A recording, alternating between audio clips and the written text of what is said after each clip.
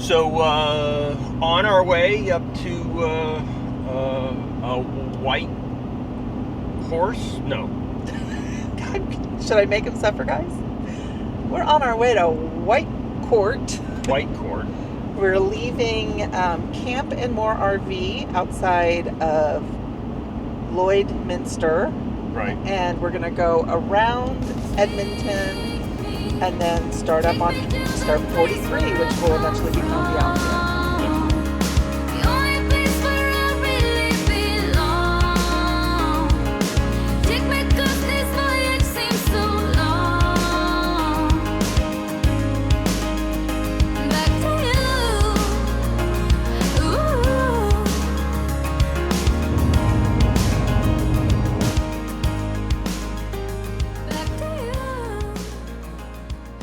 The campground.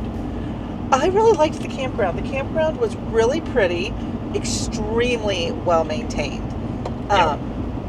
It was clean. You can tell they put a lot of love and respect into what they're doing. Manicured. They have an off-leash dog park, which we don't do off-leash yet with Ada. We're still working on that. And then they also have a hiking trail that you can also do off-leash with your dog. Ada got to do a little bit of it on leash. Yeah, the interstate and the train are running right next to the. Yeah.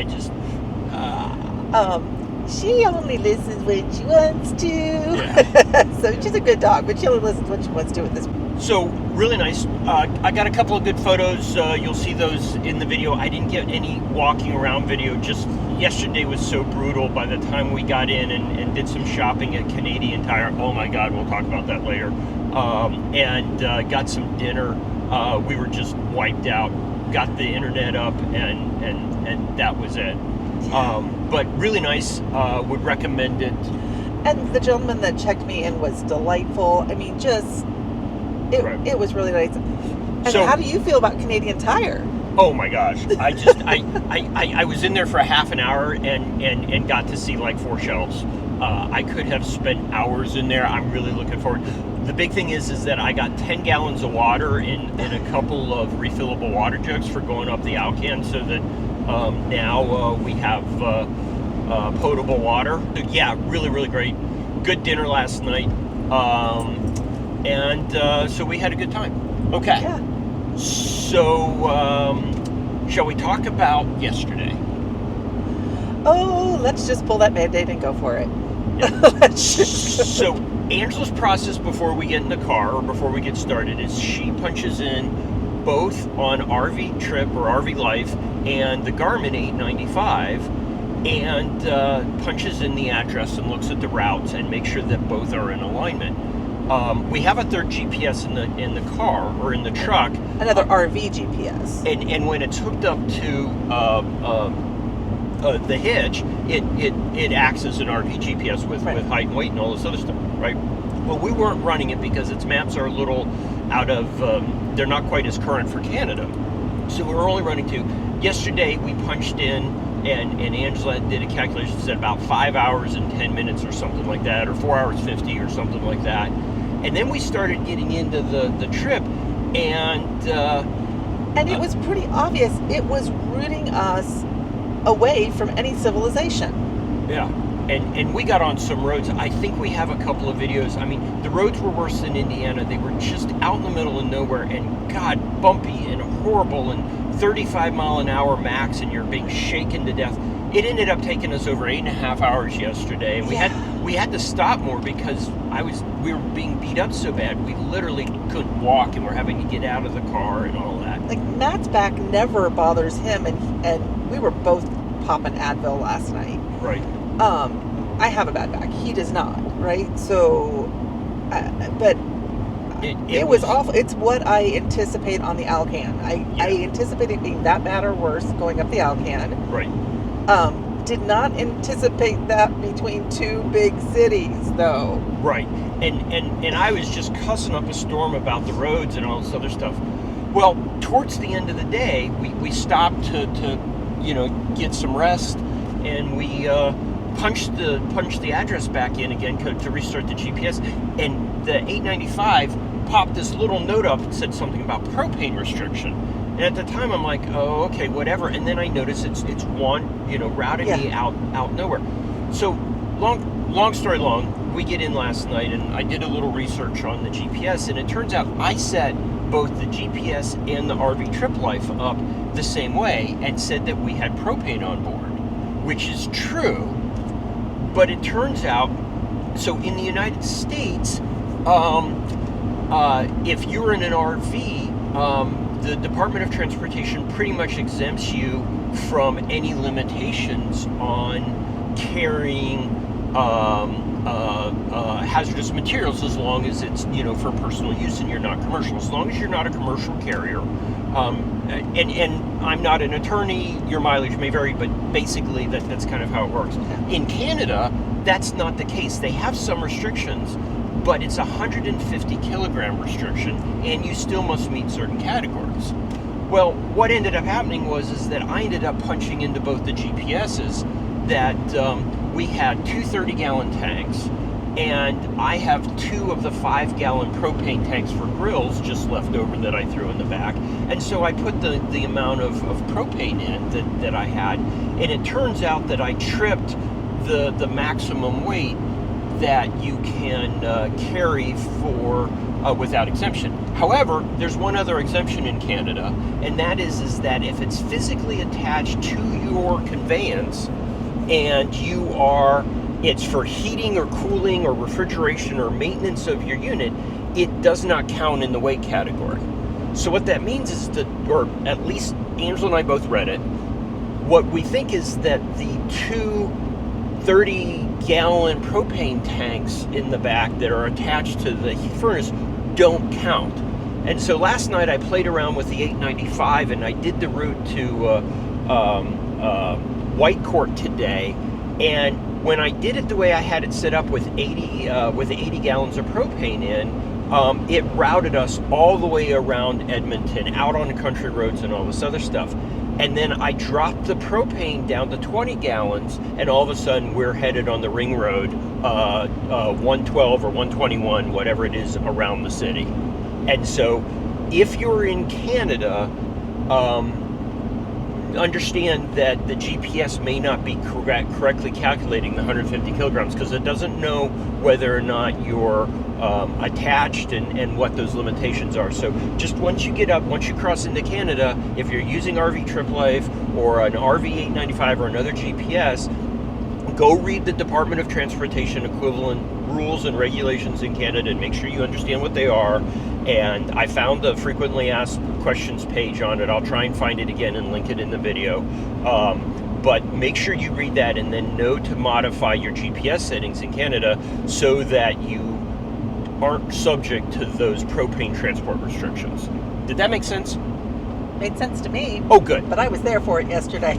But oh my God, yesterday was Yesterday brutal. we were both almost in tears by the time we got there. It was, if we had to go one more mile before we turned back on 16. Oh God. I think hysterics would have happened at that point from both of us, because it was the longest 5-hour day of my life. It was longer than driving through South Carolina. Yeah, on 95. Yes. Yeah, or Texas. Oh God. On 10. Yeah. Done both of those. It was, we would get on these little back lane farm roads that hadn't had maintenance done in 40 years, and the rig is just shaking and it's just vibrating and it hurts and it's pounding, and then you'd get on 16 for like 5 miles and you're like, it's double highway divided, smooth, I can do 110 Why are kilometers. we not on this Why road? are we not on this road? And then both GPSs would take you off, and there's been a lot of construction on 16, and so we thought it was a height restriction. And then Angela pointed out and said, if this is a height restriction, why are we not seeing semis on this? Like, we literally went an hour yesterday or more without seeing a single car. Not a car, not a semi, anything. Right. However, we did see some really pretty countryside. We saw some really pretty countryside, and we went through a lot of smoke. So some of it was kind of eerie. Like, we decided that if we ever wanted to do a zombie apocalypse movie, yeah, that was the place to do it. Yeah. Or a nuclear post-winter. Yeah. Right. I mean, the smoke was all the way down. You could see maybe a mile. I think creepy. we have some photos of that we put in. I tried to take some video. I don't know how well it came out. It may not be usable because it was that smoky and bad. Right. And he's worried because I have asthma, so Matt was worried. And both of us were like, oh my gosh, I'm so glad Dad's not with us right now because my dad couldn't handle it right now with his breathing issues that are going on. So him flying into Anchorage in a couple weeks is a good thing. Yes, it is. Yep.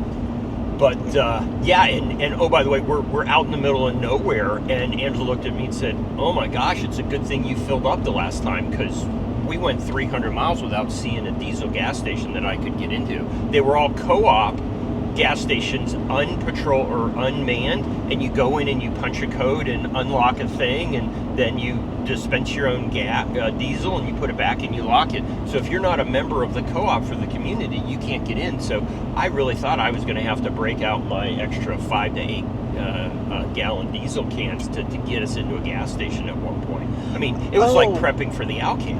And one more thing, if you have a diesel that needs DEF, make sure that you've got, like we use open roads in the United States, so we're going through truck lanes and there are DEF pumps. You're just not going to see those a lot in Canada. But you do see them. You do see them occasionally, and when we do, we fill up. But if you are going to have to buy DEF, buy it at Canadian Tire or Walmart. Yes. And don't buy it at little gas stations in the middle of nowhere, which is what we had to do yesterday.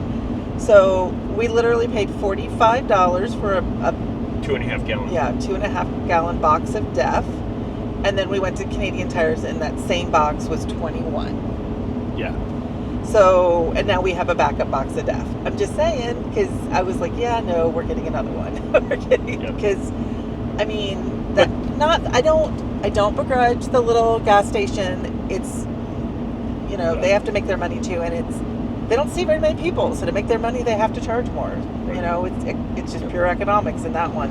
But it did make me feel better that if you can find a truck station, one of their co-op equivalents or petro equivalents, we did see pumps with DEF at the pump. So if you don't have to, in other words, you don't have to stock up when you cross the U.S. border with all of your DEF in a box to get up through Canada and the Alcan. No. You can find it locally, and all the gas stations I've been in have had DEF in a box if they don't have it at the pump. Yeah, and also remember that right now the exchange rate for the Canadians is awful, which means that your money coming in from the U.S. is going to stretch farther. Yeah. You're paying about 37% less than what's on that ticket when you look at the exchange rate. So my argument is, if I can buy it in Canada while I'm here and help the economy here, I'm going to do it. I'm going to spread that love and do what I need to do. So we have not stocked up with a bunch of groceries or really with a bunch of anything except now DEF. Right? Yeah. We have a canister of gas or diesel, not gas. We don't use gas, right? But that's more of contingency planning than it is wanting to save money on the way up. Especially where I ended up buying the diesel. Yeah, and we have bought diesel. Yeah, that little diesel place out in the middle of nowhere, the same place we bought DEF. Yeah. Oh my gosh, we'll talk about that when we do the wrap up for being in Alaska. We'll talk about some of those charges and stuff that have happened, because some of them were pretty hefty. Oh, the other thing we learned yesterday is there are co-op gas stations.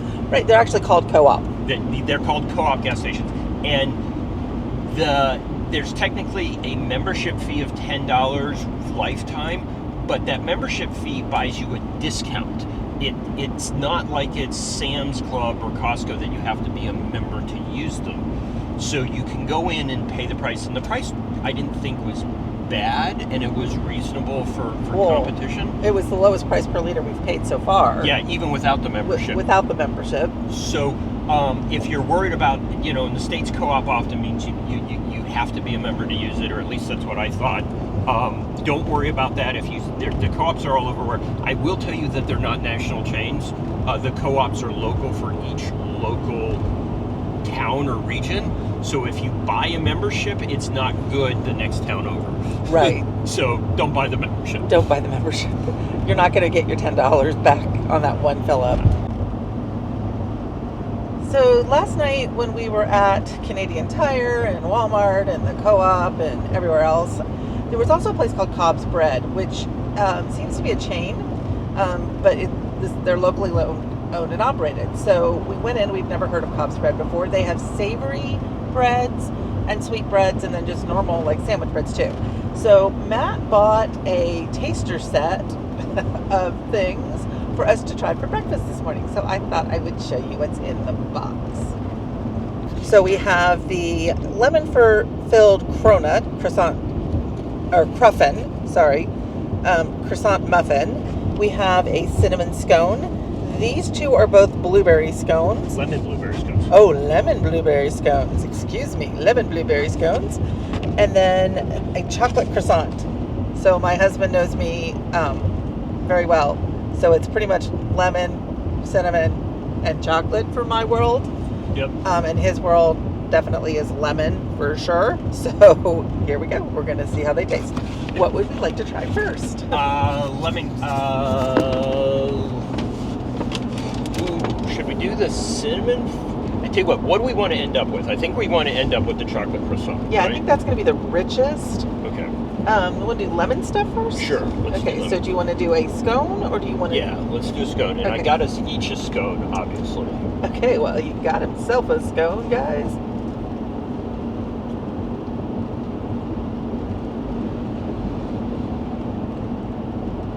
And he's not sharing that scone, I can tell you that right now.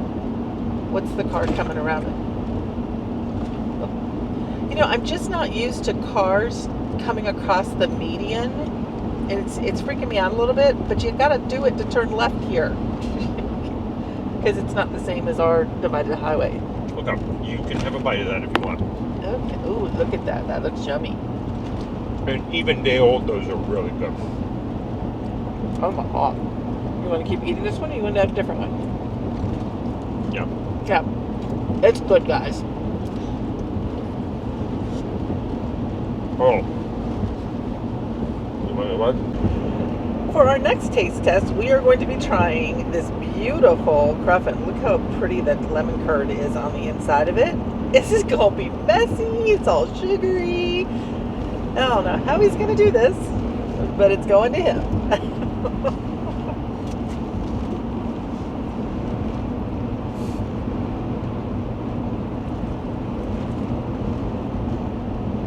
Oh, yeah. Oh, their lemon curd is good. Oh, yeah. Okay, so first of all, that lemon blueberry scone could easily be the best scone I've ever had in my life. So their stuff is good.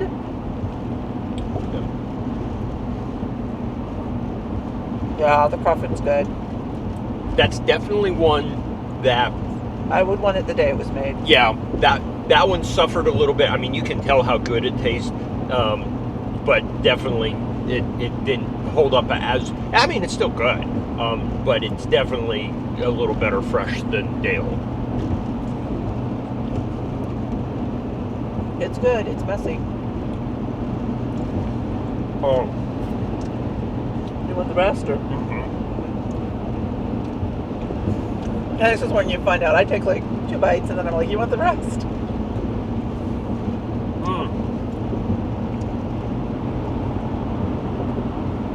Matt is definitely our cookie monster in this family. And lemon. Oh, lemon. Yeah, that lemon was really good. Okay. Do we want to save the other 2 for later, or are we going to keep going? Just want a bite to test. Yeah, just give me a bite of the cinnamon. Okay, so this is the cinnamon. That's like coffee cake. Which is a really good cinnamon scone. These, I signed up for the I signed up for their buyer's club for this because they're nationwide.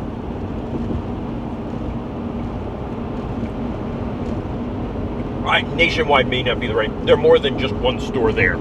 Yeah. I knew they were a chain. Okay, we're trying chocolate croissant too, or are we saving that for when we get in? Yeah, let's go ahead and save that one. Okay. So we're going to save the last two. We still have most of this box. We're going to save the last two scones and the croissant and have them after we set up this afternoon. With maybe more coffee. Yes, maybe coffee with maple cream in it. Yeah, I'd never heard of maple cream before. That had to get bought. Yeah. Anyway. Yep. Okay, what am I missing here? I'm at the Vermilion exit off of 16, and there is a sign for a food place that is a Boston pizza place. I've lived in the U.S. my whole life, and I've never heard of Boston pizza. Am I missing something? Like Chicago pizza, sure. Detroit-style pizza, New York-style pizza. I could fight that there's probably New Jersey-style pizza. Never heard of Boston-style pizza. Comment below. Tell me if I'm missing something.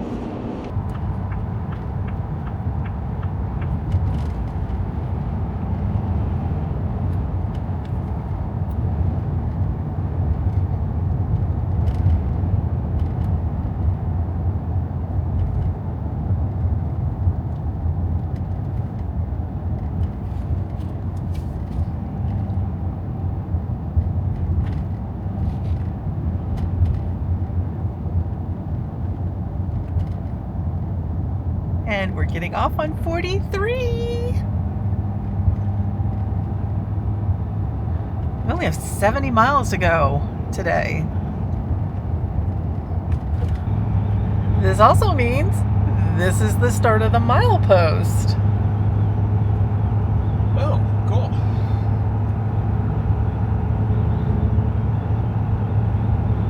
Matt's like, great. Okay. I never realized we had gotten this high. This is incredible.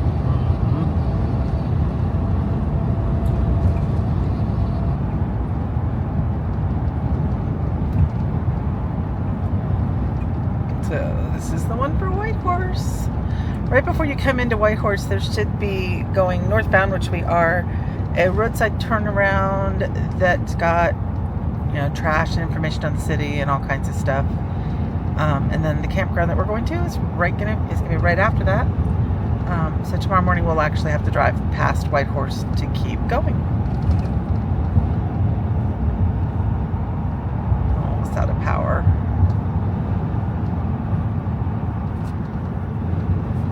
.9 miles. Literally says roadside turnout. Mm-hmm. This is it right here. That's a turnout. Okay.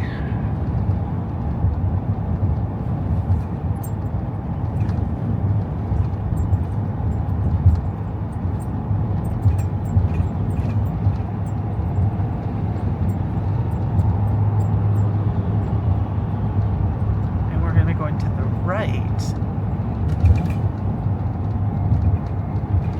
in 0.3 miles, which is like right here.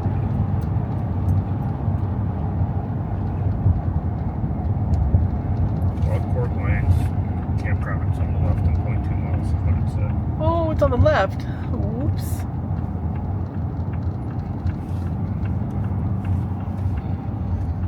Okay, that's an important note.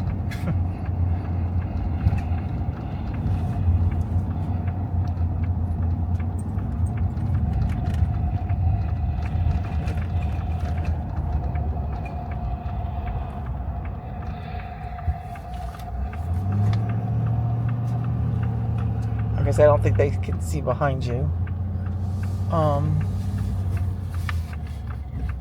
Where are we going?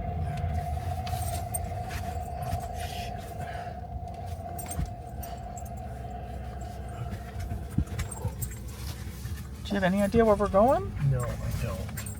But I'm gonna put it in parallel here so that I can.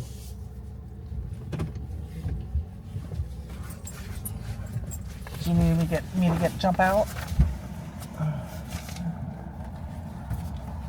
Oh, Matt, there's somebody coming. Shit. Pull forward and stop. I thought for sure there was a way for me to. Okay, stop. Let's find the campground first. I think it's on the other side of the street. That sign said left, but.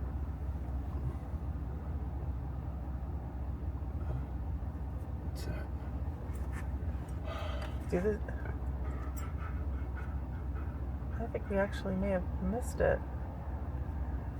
If I come up here, it looks like there's a turnaround. Okay, let's try it.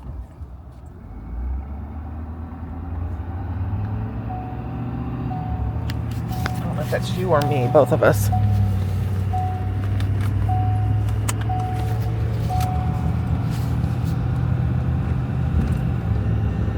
Oh, this is an interpretive. Matt, is that the? It's over here.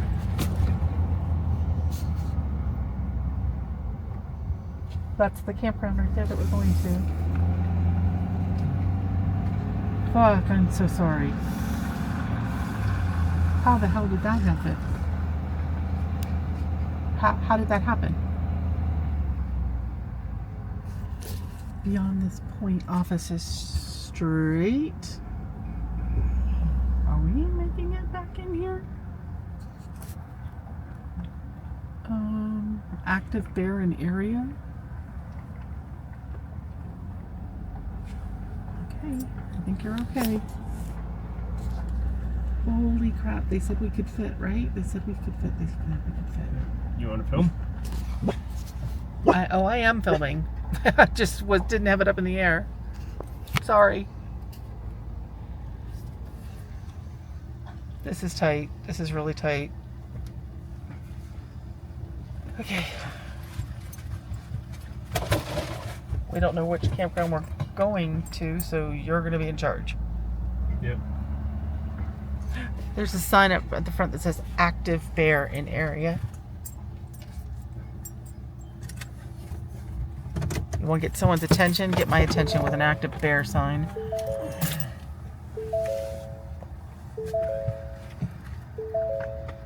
Okay. So I don't know if you caught what was going on, but when we turned left, Matt was right. It said to turn left. So we turned left. No signs for the campground coming back in here. And then we looked on Google Map and it said we could see somewhere we thought we could turn around. So we kept going straight because Matt was about to try to back this sucker up. And as we went straight, we found the campground. It was where we thought we were going to turn around. Hello, Miss Ada. Where'd Daddy go?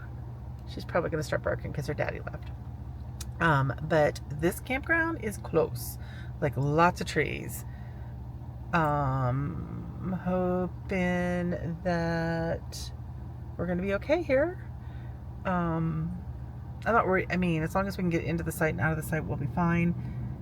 But we're 45 feet long, so it's kind of scary. We wanted something that was really lightweight, and we didn't want the state mark, the map stuck to the outside of the RV.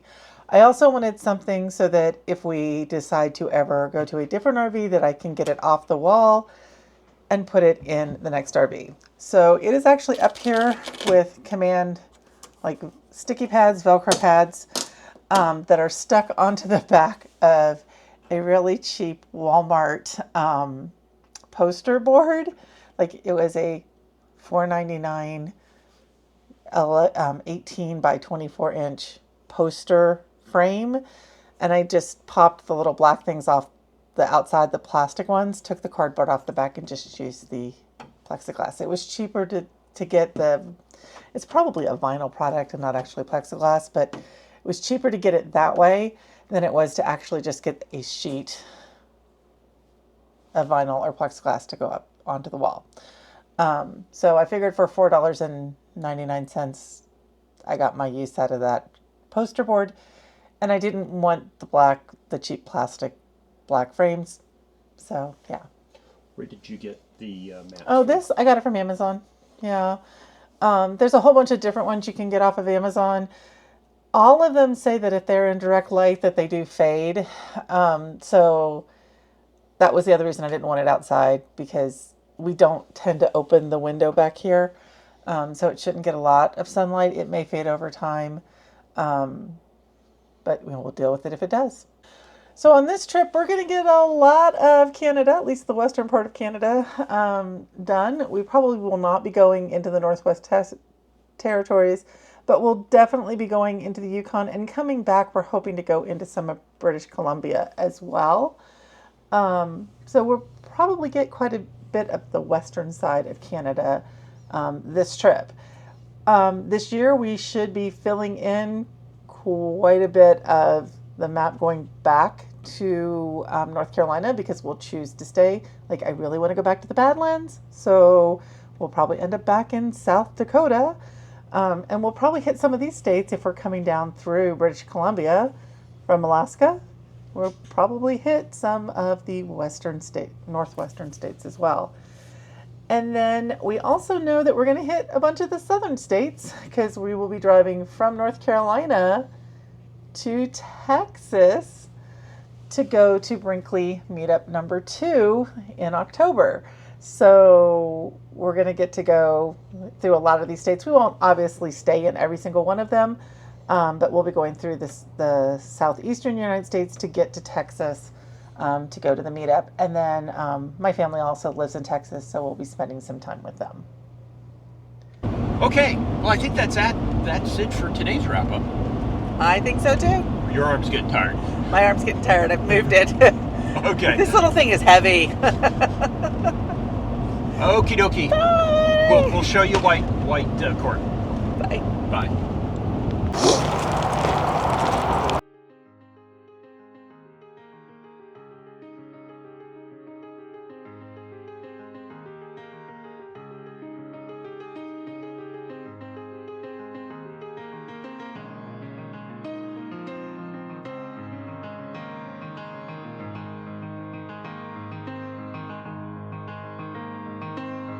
I've been so many places, I've seen them all with open eyes.